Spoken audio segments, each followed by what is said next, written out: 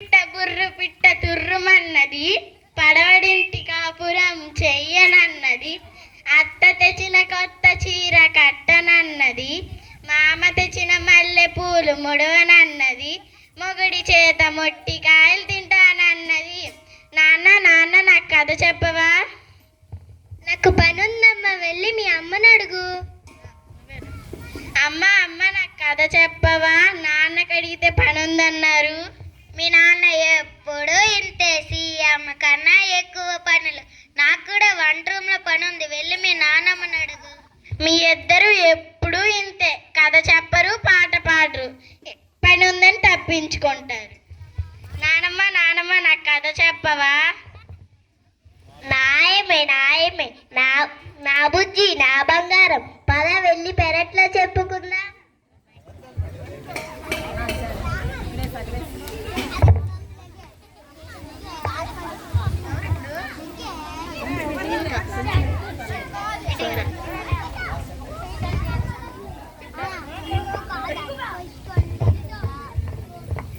ఏంటి పాచిపోయిన వాసన వస్తుంది?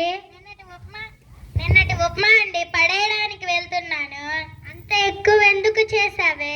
మీరు తిని బలడానికని. దీని పేరు ప్రభావతి. కోపం చాలా అతి, అస్సలు లేదు మతి. ఇదే పెద్ద కోతి, మీకు పగుల్ది మూతి. ఓ ఇదేదో పడేసే బదులు ఆ ముసల్దానికి ఇచ్చేసిన తింటదేమో, తిని ఏ మూలలో పడుతుందేమో. అత్తమ్మ, ఓ అత్తమ్మ, ఉప్మా తినండి. అమ్మ ప్రభా, ఇది పాచిపోయింది, ఎలా తినగలను? మరి మీకు వేడిగా జీడిపప్పు వేసి వండాలా ఏంటి? అయినా ఈ వయసులో ఒలింపిక్స్కి వెళ్ళి బరువు మోసి ఏవైనా మెడల్ తెస్తారా ఏంటి? నేను తిన్నమ్మా ఇది. మీ పని చెప్తాను అనండి.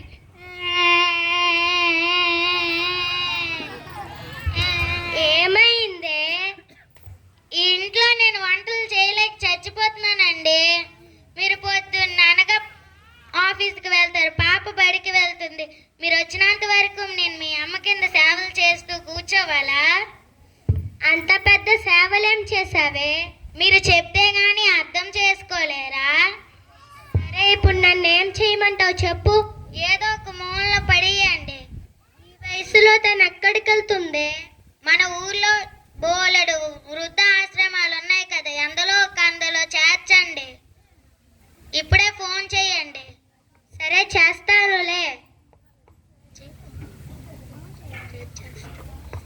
ఇప్పుడే చేయండి, రేపు పొద్దున చేస్తారా ఏంటి? చేస్తున్నా. హలో, శ్రీకాకుళం వృద్ధ ఆశ్రమేనండి.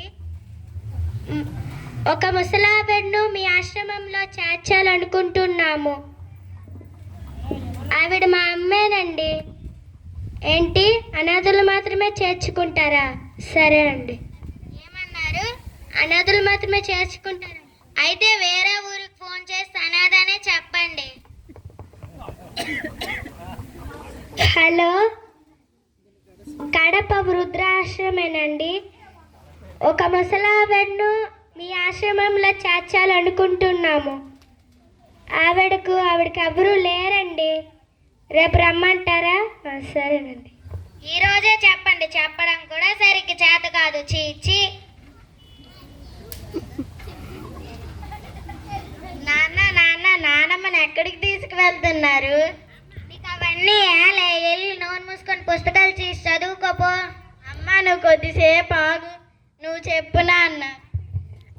అమ్మా, నానమ్మకి వయసు అయిపోయింది కదా, అందుకే వృద్ధాశ్రమానికి పంపిస్తున్నాం. అలాగైతే నాకు కూడా ఆ నెంబర్ ఇవ్వండి నాన్న. ఎందుకమ్మా? మీ ఇద్దరు ముసలైపోయిన తర్వాత మిమ్మల్ని కూడా అక్కడ జాయిన్ చేయడానికి. చూసారా అండి, ఎంత పెద్ద మాట్లాడుతుందో? అంతా ముసలిదాని గారాభమే. అమ్మ, నువ్వు కొద్దిసేపు ఆగు.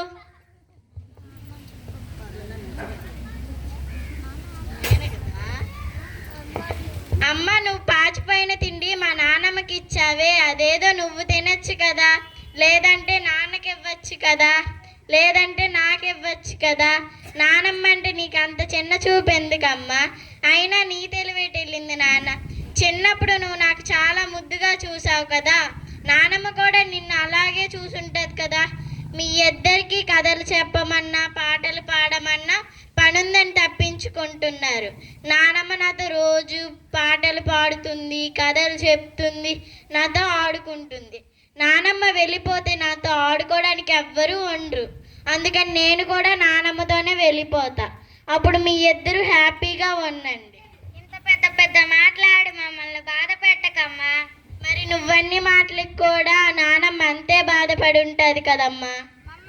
మమ్మల్ని క్షమించమ్మా, తప్పైపోయింది. నన్ను కాదు, నానమ్మని క్షమించమని అడగండి. అమ్మా నన్ను క్షమించమ్మా. అత్తమ్మా, మీ విలువ తెలుసుకోలేకపోయాం.